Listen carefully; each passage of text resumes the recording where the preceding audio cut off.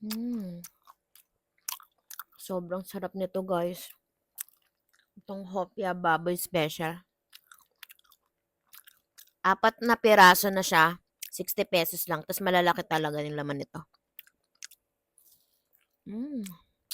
Harap. Perfect to pambaon ng anak nyo. Pang merienda. Sarap. Siksik. Hindi tinipid, guys. Nakabox pa siya, guys.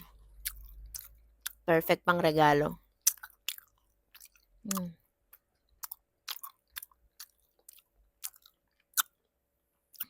So, sobrang sarap. Mauubos ko na, guys. Wala nang laman, oh. Nakain ko na yung 3.